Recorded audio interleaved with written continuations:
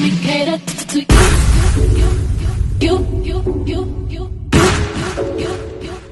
Let me cater to you.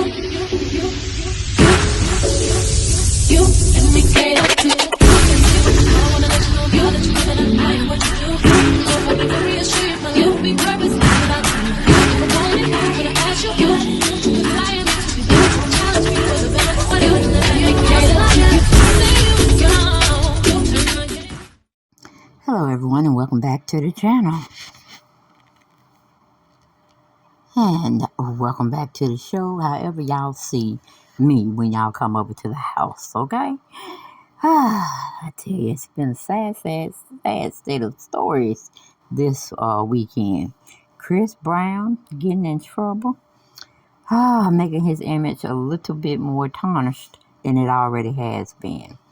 But we got NickCannon over here. He's over there trying to take Jamie Foxx's job by sitting in for him while Jamie is in the hospital. Okay, and I was like, how did he fix himself in that situation to go get somebody else's job?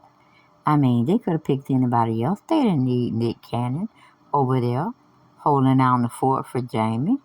I'm sure it was other candidates that could have been enlisted. But he's supposed to be his friend and all like that. Because to me, NickCannon probably wouldn't want to give up the job if Jamie did come back in full swing and wanted his job back. I'm pretty sure it would be a situation. Let's just say that.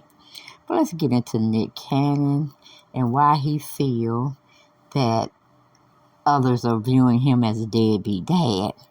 Okay, I can think of a couple of reasons, and I'm sure Mariah Carey can too. But that's neither here nor there. Let's get into what page 6 here wrote up on NickCannon. Emily Selick had wrote the story up. She titled it, NickCannon Reacts to Being Villainized as a Deadbeat Dad. Well, let's just see, Nick. Are you one? Are you one? Okay. It says NickCannon, who has 11 kids with 6 women, shut down critics who suggested he wasn't a hands-on dad. Well, let's see, Nick. Not in this latest article, just my opinion. You have 12 kids running around there.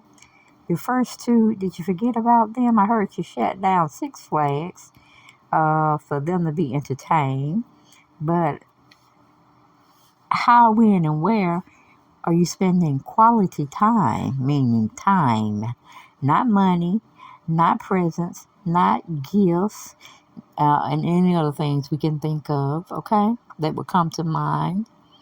How are you spending time with each and every last one of your children where they can feel like love from their dad?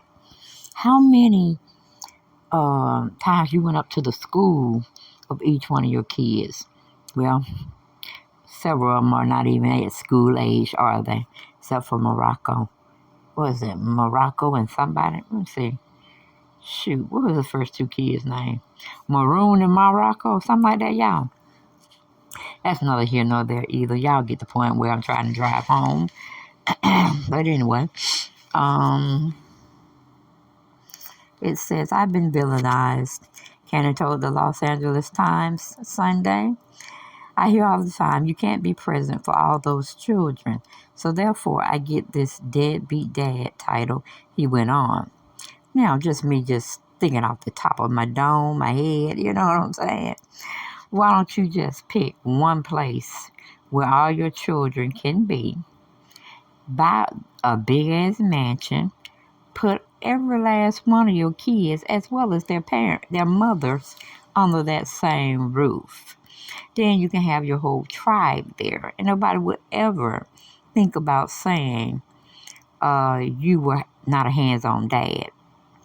Could that be something you are willing to do, Nick? That's just off the top of my dome. Now, I don't think Mariah would definitely fit in that category.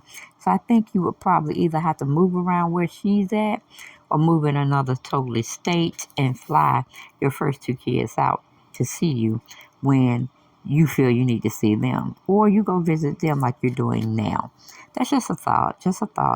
But going back to the article, it says it's not about what I do for you or what I say to you. It's about how you feel when I'm with you. If you feel love when you see your dad, that's what's gonna resonate. No, Nick, don't play that card. Don't play that card because I'm going to trump you every time. No, it's about all of those feelings, okay? It's about every last one of them feelings you just expressed. It is what you do, it is what you say, and it is how you make the child feel when you're with them. It's all of those components that make up a great dad. You see what I'm saying, Nick? And you're failing poorly. You're failing poorly because, see, they're babies right now, except for your first two. They're babies. And I just don't know. You're just doing a poor job. Poor job, Nick. That's a poor damn job, okay? I don't like it. I don't like it. I don't like it. I don't like how you been going around here having all these kids and out of wedlock. And you just think it's the best thing since apple pie. But anyway, the newly minted Beat Shazam host, 42, attributed his vast brood of children to his people-pleasing tendencies. Oh boy, you think because you're pleasing everybody, people would want to sleep with you, Nick? No, that's not it, Nick. Okay, we're basically just picking up where we left off with Nick and how it resonates. He said the newly minted Beat Shazam host, 42, attributed his vast brood of children to his people-pleasing tendencies. And see, that's what I'm saying. How did you go over there and suggest that you would take Jamie Foxx's job duties until he gets well?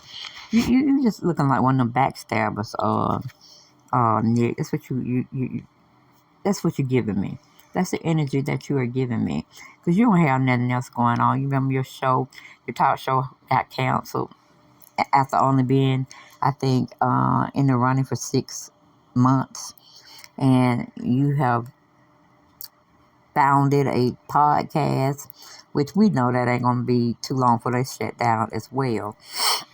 And you're supposed to have Wilding Out going on. I don't know if it's in syndication or what's going on with that. But I thought that was very shallow and very greasy, slimy of you to try to go and take Jamie Foxx's job while he's on his last leg, if that's where y'all think he's at.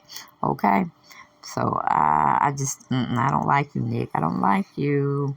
Okay, but going back to the article, it says, a lot of them are in the same age group. Yeah, they're babies, Nick. You just had them one after the other.